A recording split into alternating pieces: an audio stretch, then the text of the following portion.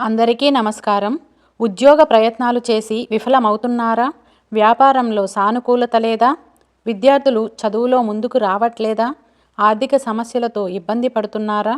కుటుంబ కలహాలు, కోర్టు వివాదాలు, ఆస్తి తగాదాల వంటి సమస్యలతో ఇబ్బంది పడుతున్నారా?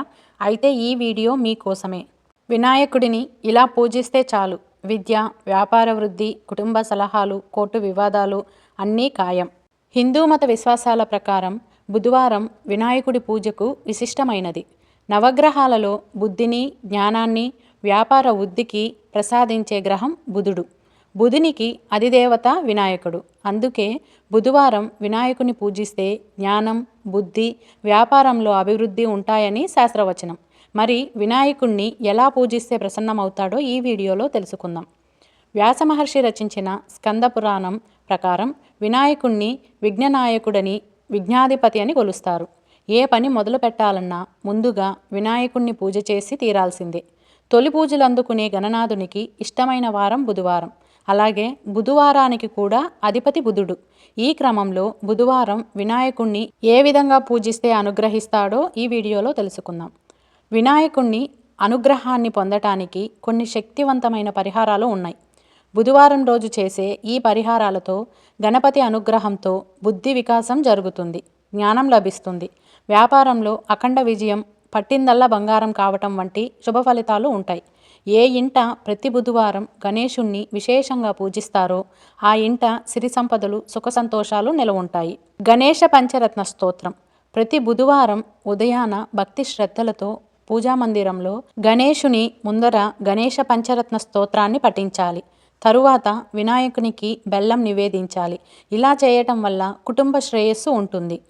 గరిక ప్రీతి గణపతి. ప్రతి బుధవారం సిద్ధి గణపతికి గరిక సమర్పించి అష్టోత్తర శతనామాలతో పూజిస్తే కార్యసిద్ధి ఉంటుంది. ఉద్యోగ ప్రయత్నాలు చేసే నిరుద్యోగులకు ఉద్యోగ ప్రాప్తి కలుగుతుంది. మోదక గణపతి. వ్యాపారంలో సానుకూలత కోసం, అధిక లాభాల కోసం బుధవారం లక్ష్మీ గణపతికి మోదకాలు సమర్పించాలి. ఉండ్రాళ్ళ గణపతి. విద్యార్థులు చదువులో చక్కగా రాణించి విజయాలు సాధించాలంటే ప్రతి బుధవారం ఉచ్చిష్ట గణపతికి ఉండ్రాలు సమర్పించాలి. ఐశ్వర్యం కోసం. ఆర్థిక సమస్యలు పోయి ఐశ్వర్యం కోరుకునేవారు బుధవారం సింధూర గణపతికి అభిషేకం, అర్చన జపించుకోవటం వలన జీవితంలో డబ్బుకు లోటుండదు. సంకట విమోచన కోసం.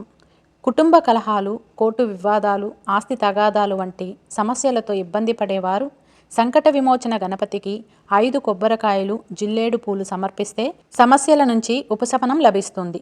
కుటుంబ శాంతి కోసం. కుటుంబంలో భార్యాభర్తల మధ్య కలహాలు, కుటుంబ సభ్యుల మధ్య వివాదాలు ఉంటే 11 బుధవారాలు వినాయకుని ఆలయంలో 11 ప్రదక్షిణలు చేసి బిల్వదళాలు, కొబ్బరికాయ, అరటి పండ్లు వినాయకుడికి సమర్పిస్తే సమస్యలు తొలగిపోతాయి.